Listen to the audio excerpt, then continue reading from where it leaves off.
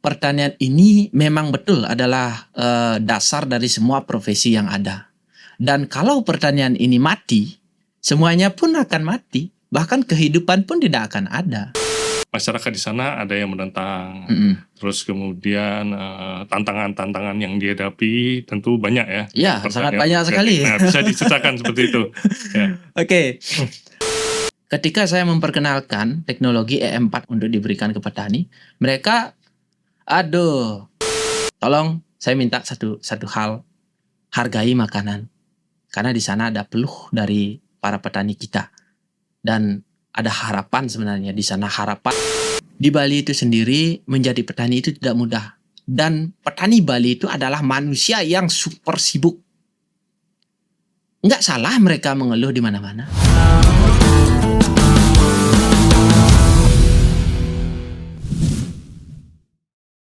Halo Sobat EM Indonesia, selamat datang di podcast EM Indonesia. Salam organik dan lestari. Pada episode ini, kita akan mengupas tuntas tentang kisah inspiratif dari Ikomang, Adi Juliana seorang pelopor pertanian organik di Bali. Jadi yang berinovasi dan demi ketahanan pangan dan menjaga kesuburan tanah yang ada di Bali Yang beliau sebut atau disebut adalah sebagai Ibu Pertiwi. Kemudian kita akan membahas bagaimana dedikasi dan teknologi pertanian di Indonesia untuk bisa membawa perubahan yang positif bagi pertanian di Bali. Betul sekali. Oke, salam kenal dulu sebelumnya ya. Saya Yoyo. Saya Edi Juliana. Nama lengkap saya Ikomang. Panggilannya apa nih biasanya? Panggilan Edi aja. Edi aja. Gini, kita dari EM Indonesia lihat bahwa Pak Edi, Bro Edi senang berkecimpung di pertanian ya. Apa yang melatar belakangi kenapa seorang pemuda Bro Edi tertarik kepada pertanian di Bali ini? Terus apa yang memotivasi sehingga tertarik kepada pertanian ini? Ya, bisa dijelaskan. Jadi halo semuanya, sahabat E4 ya. Jadi yang sekarang saya di sini diundang untuk podcast. Jadi saya akan memperkenalkan diri terlebih dahulu. Nama saya Ikomang Edi Juliana, bisa disapa Edi. Yang membuat saya tertarik di sektor pertanian ini sebenarnya sektor pertanian adalah sektor real ya. Sektor yang dimana merupakan ibu dari segala sektor yang disebut dalam bahasa Inggris agriculture. Jadi agri itu pertanian, culture itu adalah masa depan atau gambaran masa depan. Nah, dimana setelah saya pelajari lebih dalam bahwasanya pertanian ini memang betul adalah dasar dari semua profesi yang ada. Dan kalau pertanian ini mati, semuanya pun akan mati. Bahkan kehidupan pun tidak akan ada. Contoh saja, menjadi petani itu dia pasti punya hewan peliharaan. Baik itu sapi, babi, domba untuk memenuhi kebutuhan pupuknya sendiri. Dan samping itu dia merawat kehidupan, yaitu memelihara hewan dan tumbuhannya itu. Dan di samping itu juga yang mendasari saya suka menjadi petani ya. Dan saya memang karena saya memang lahir di keluarga petani, kakek saya petani, leluhur saya petani, dan saya lahir di pulau kecil yang budayanya berakar dari pertanian. Setelah saya pelajari lebih dalam bahwasanya Subak itu adalah akar dari budaya orang Bali ini yang sampai terkenal ke mancanegara ini. Namun yang sekarang ya bisa teman-teman pemirsa semuanya ketahui sendiri gimana perubahan budaya orang Bali. Entah itu arahnya ke positif ataupun ke negatif. Nah, di samping itu juga saya memang merasa bersyukur lahir dan besar di Indonesia, yang dimana negeri yang katanya gemah ripah loh jinawi, dan tongkat kayu batu pun jadi tanaman, seperti itu. Itu yang mendasari saya suka dan ingin menjadi petani yang sukses di negeri ini gitu. terutama di sektor pertanian organik. Nah, mengapa saya suka dengan pertanian organik? Setelah saya belajar lebih dalam tentang pertanian, kembali lagi ke masa lalu. Orang tua kita dulu, mereka fisiknya kuat, sehat, dan umurnya panjang. Saya juga pribadi ingin sekali seperti itu, gitu loh.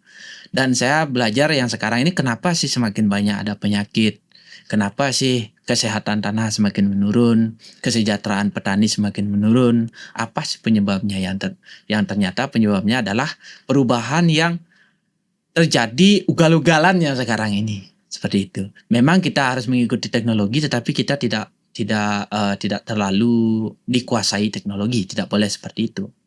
Tapi kitalah yang menguasai teknologi itu semestinya, termasuk teknologi pertanian organik. Kita harus pahami itu.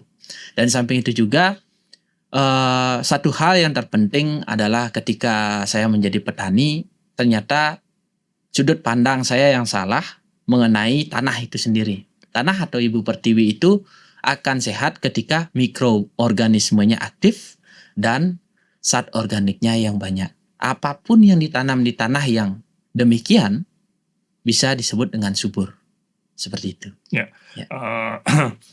Bro Edi ya, bicara mengenai pertanian organik, tentunya kan di wilayah mana awalnya melakukan aktivitas pertanian organik, tentunya masyarakat di sana ada yang menentang, terus kemudian tantangan-tantangan yang dihadapi tentu banyak ya. Ya, sangat banyak sekali. Nah, bisa diceritakan seperti itu. Ya. Oke. Kembali lagi flashback ke masa lalu ya. Saya waktu tahun 2015 ya, kalau 2015-16 itu semenjak saya ikuti workshop dari Pak Ngurah Gede Wididana atau Pak Oles, saya berterima kasih banyak kepada Bapak sudah memberikan pemahaman lebih waktu itu tentang pertanian organik dan subak terutama.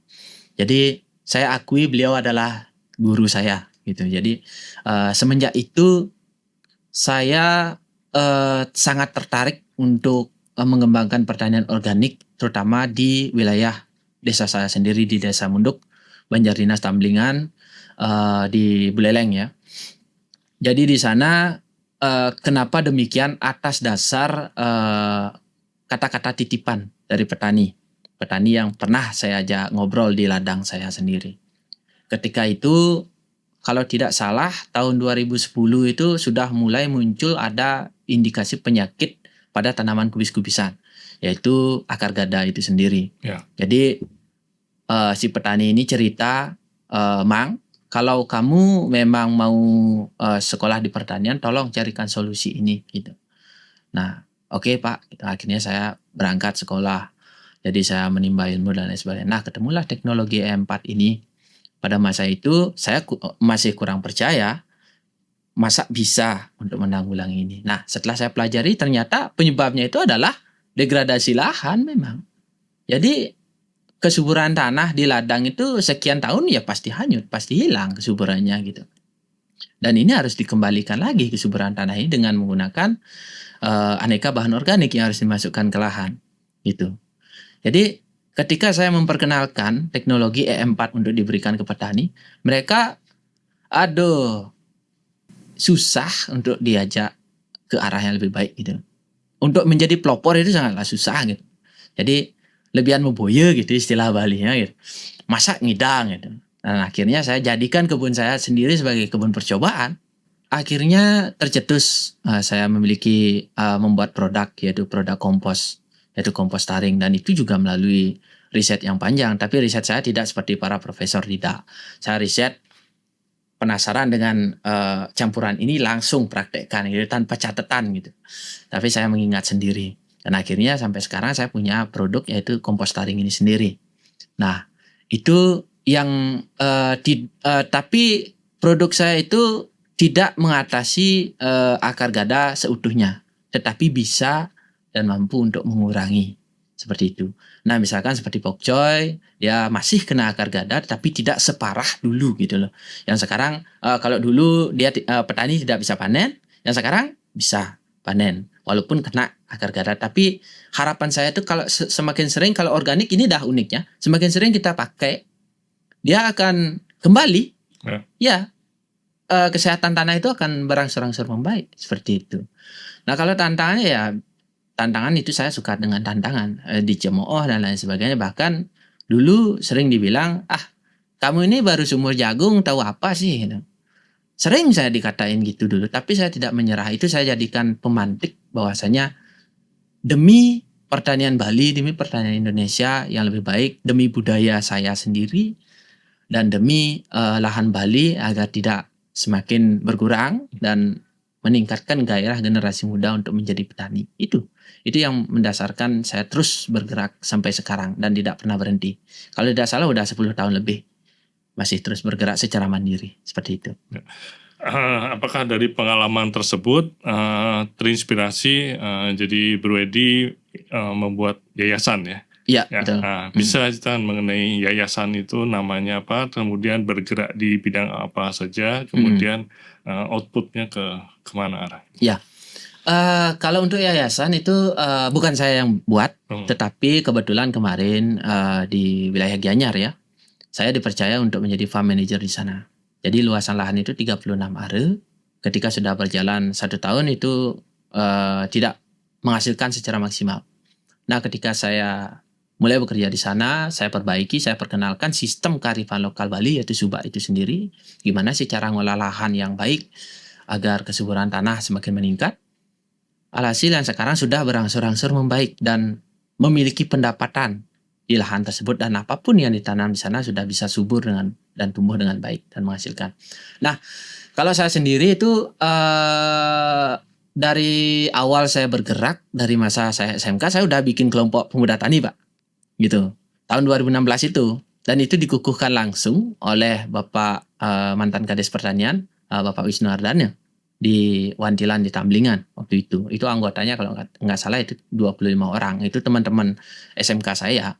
Saya bikinkan kelompok gitu. Harapannya nanti setelah dia tamat sekolah, kalau yang melanjutkan kuliah tetap mengemban tugas dia. Jadi dia harus membina dan mendampingi kelompok tani yang ada di desanya gitu. Namun ya namanya para pemuda ya, tidak semuanya dia suka dengan pertanian ya, yang kritis seperti saya, yang fanatik seperti saya. Akhirnya kelompok itu tidak bertahan lama. Akhirnya karena saya sebagai salah satu pendiri dan 2 teman saya yang pendiri juga, si Andreas Arsi Pratama, dia balik ke kampung, dia udah bikin di sana namanya Pratama Giri Farm kalau nggak salah. Kalau yang saya pribadi di Tamblingan saya bikin Amerta Giri Lesung. Sebelum ada kelompok tani di sana, itu saya bikin kelompok tani ini. Yang filosofinya itu karena kampung kami, Banjar Dinas Tamblingan itu berada di lereng Gunung Lesung. Jadi saya bikin namanya itu Amerta, yaitu berkah, Giri itu gunung, Lesung itu adalah filosofi yang lumayan dalam. Lesung adalah simbol dari Bathari Sri, di mana Bathari Sri adalah pertanian itu sendiri. Jadi kita menghormati beliau sebagai dewi yang memberikan kemakmuran di pertanian gitu.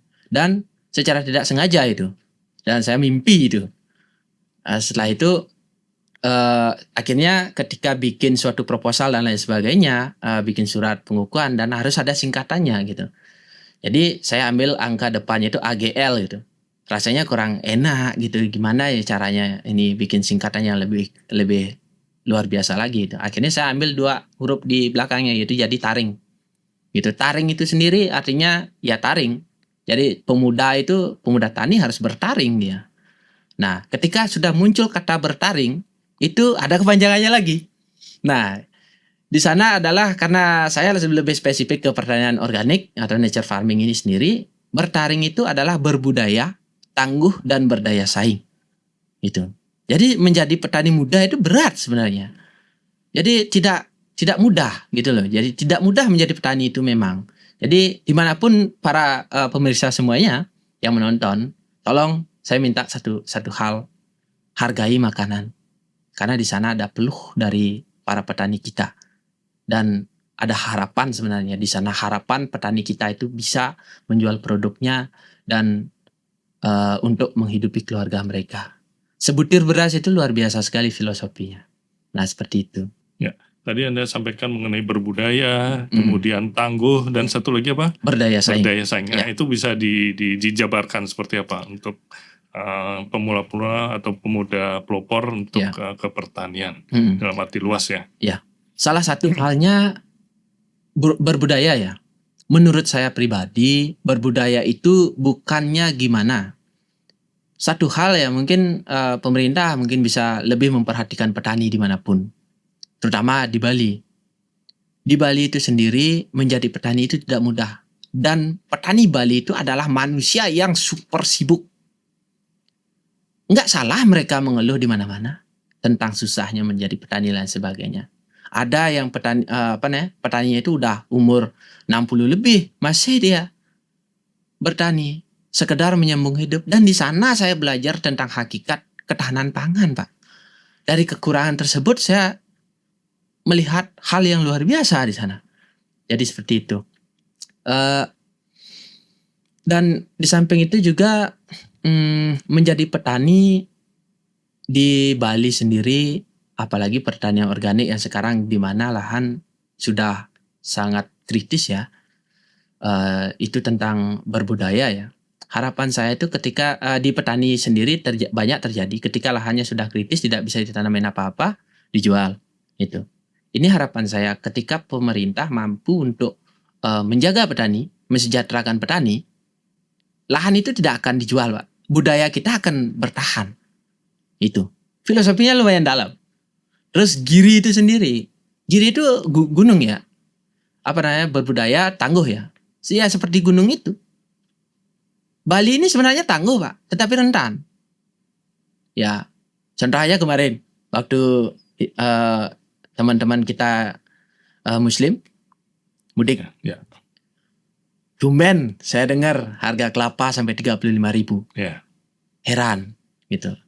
Padahal dulu kebiasaan orang tua kita, pasti dia setiap hari itu 1 jam 2 jam pasti dapat dia ke Tebe.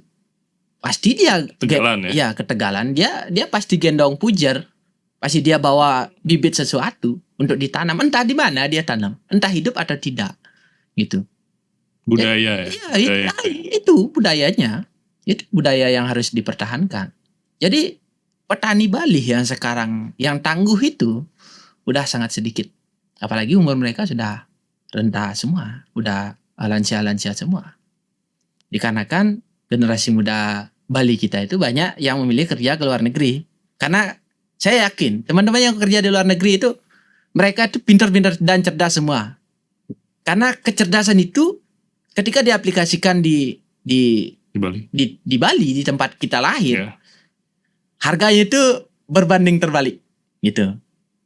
Akhirnya mereka lebih memilih untuk keluar gitu. Nah, salah satunya itu adalah berdaya saing ini. Bapak saya itu, kenapa saya mau menjadi petani? Karena saya melihat bapak saya itu sukses bisa menyekolahkan saya dari hasil pertanian. Dan bapak saya itu dulu sempat waktu saya SD ada tamu dari Korea, dia memberikan bantuan berupa buku, sepatu dan lain sebagainya. Jiwa nasionalis bapak saya itu lumayan besar. Itu sampai sekarang saya pegang. Dan itu bantuannya ditolak. Saya masih bisa nyekolahin anak, saya tidak mau beasiswa seperti ini gitu. Saya tidak manja gitu. Sampai sekarang bapak saya itu masih kerja keras. Jadi itu yang membuat saya itu ketika saya udah hampir menyerah, saya masih terus mau bergerak gitu. Tanpa pamrih dan lain sebagainya gitu. Saya yakin di luar sana itu banyak pemuda-pemuda seperti saya gitu. Tapi mereka itu masih bersembunyi gitu. Nah, di samping itu juga berdaya saing dalam artian kalau Bali ini tidak mau berubah untuk mempertahankan budaya, ya akan semakin terpuruk ke jurang yang lebih dalam. Seperti itu, Pak. Ya. Kemudian kembali lagi ke pertanian organik gitu ya. Kan chemical tadi Anda sampaikan mengenai lahan yang kritis itu kan. Kemudian beralih ke pertanian yang organik atau pupuk organik. Sedangkan ada juga yang menggunakan kotoran ternak yang mentah. Iya betul, nah, betul sekali. Itu bisa bagaimana perbedaan atau dampaknya terhadap tanah sehingga tidak menjadi kritis. Sebaiknya apa yang dilakukan oleh petani? Iya. Dan nanti juga kan ada alih fungsi lahan. Betul. Apakah itu bisa disampaikan? Bisa. Ya. Oke. Ya, hal yang paling krusial ya tentang penggunaan pupuk mentah. Nah, di sini kan gubernur sudah mengeluarkan edaran sebenarnya. Ada SE-nya bahwasanya petani itu dilarang menggunakan pupuk yang mentah. Mengenai pertanian itu sendiri bisa merambah ke pencemaran lingkungan ketika menggunakan pupuk yang mentah ya, salah satunya. Salah satu contoh di Danau Buyan sudah mengalami pendangkalan. Ya, Tamlingan juga di danau kita yang di Bali ini semuanya sudah mengalami pendangkalan yang sangat ekstrim. Di samping itu juga airnya yang sudah tercemar masih layak untuk dikonsumsi, tetapi harus dengan beberapa prosedur gitu. Jadi intinya kalau mau berbicara tentang masalah Bali ini, selamatkan dulu petaninya. Itu aja. Pasti bisa gitu loh. Sebagai kata harapan atau pesan Ruedi sebagai pemuda pelopor pertanian organik di Bali, Ya.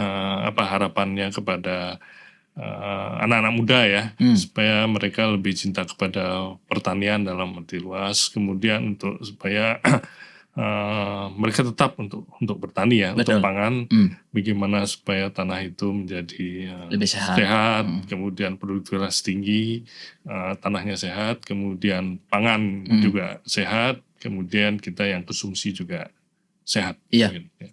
Harapan saya untuk generasi muda di Bali ya, nah Indonesia bahkan sudah kita sudah memiliki teknologi yang lumayan besar dan lumayan kuat, yaitu dari leluhur kita. Gali itu hanya itu yang bisa mengembalikan kejayaan pertanian kita. Yang dalam artian ya Bali sendiri dulu pernah swasembada pangan. Katanya, saya belum lahir waktu itu. Jadi saya baca buku. Dengan menggunakan teknologi lama, dengan kita berangsur-angsur kembali ke teknologi pertanian organik, yang dalam artian kita tidak melupakan kimia, tetapi kita mengutamakan yang organik gitu loh. Mengutamakan organik ibaratnya di sektor pertanian organik itu seperti merawat diri kita sendiri. Jadi pertanian pun seperti itu. Harapan saya kepada generasi muda, seharusnya dan sudah selayaknya kita menjaga bumi pertiwi kita. Dan para petani di seluruh Bali pun. Dan untuk para pemerintah juga, sekali lagi saya tekankan, tolong perhatikan petani kita, terutama petani yang mandiri. Harapan saya itu hanya generasi muda yang bisa melakukan ke arah perubahan yang lebih baik. Arah Bali ini ke depan, arah pertanian Bali ini ke depan. Gitu. Titik awal dan terakhir itu ada di petaninya sendiri dan ada di pemerintah sendiri. Dan saya juga telah mempelajari beberapa cara yang mungkin bisa ditiru oleh pemerintah yang bisa dipakai. Intinya harus ada koperasi. Kenapa saya ingin belajar ke Jepang? Karena di sana menurut saya yang saya pelajari, yang sepengetahuan saya, siklus pertanian itu hanya 3. Petani, koperasi, terus pemerintah. Pemerintah yang memiliki kekuasaan untuk membuat peraturan. Terus si koperasi ini dia megang petani dan megang konsumen. Terus si koperasi ini kenapa dia megang petani? Ketika si koperasi memiliki ada permintaan wortel gitu misalkan, dia kan punya data petani. Siapa petani wortel di Bali gitu misalkan. Harus ada base data yang besar. Base data yang besar harus. Nah, ketika dia ketemu sama si petani wortelnya nih, apa yang dia perlukan disediakan oleh si koperasi. Seperti alsintan, pupuk dan lain sebagainya. Sarana prasarana produksi itu ya. Ya, dan di samping itu si koperasi ini harus berani ngambil hasil panennya itu sesuai dengan kesepakatan harga awal, tidak di akhir Pak, di awal. Misalkan si petani kan sudah ngitung nih biaya produksinya berapa gitu. Misalkan 3.000 gitu misalkan. Oke, kontraknya 3.000, oke 3.000, entah nanti itu harganya melambung misalkan 5.000, itu terserah si koperasi memberikan fee kepada petaninya.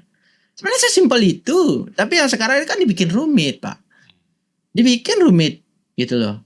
Di mana yang sekarang itu petani itu kenapa saya katakan dia super sibuk, dia jadi supplier, iya dia fermentasi pupuk dia sendiri, pelihara sapi, belum paginya itu ngirim, ada teman saya seperti itu Pak. Jam 3 pagi dia sudah berangkat ke Denpasar atau ke Kuta lah ngirim. Terus sekitar jam 10 udah sampai di rumahnya, terus dia itu langsung ganti baju, ngerjain lahan sampai jam 5, belum panen, belum lagi nyabit untuk ternaknya, terus lagi malamnya itu packing barang bisa sampai jam 1 malam. Tidur cuma 2 jam Pak. Gitu. Makanya ini harus dibuatkan sistem yang adil gitu loh. Siapa yang punya wewenang itu? Ya pemerintah. Yang dimana yang sekarang kan kabarnya ada Koperasi Merah Putih ya. Ya. Koperasi Merah Putih itu besar sekali harapan saya seperti itu. Bahkan yang pemerintahan dulu itu ada BUMDes ya. BUMDes ada beberapa yang jalan gitu. BUMDes itu sebenarnya seperti itu. Sesimpel itu Pak. Gitu. Setelah saya pikirkan, tetapi ketika eksekusi ya jelas tidak sesimpel itu.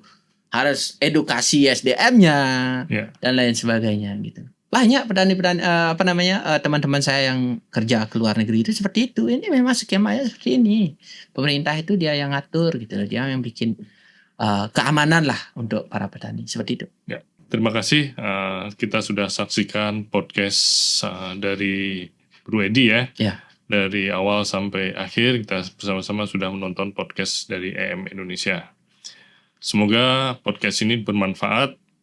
Salam organik dan lestari.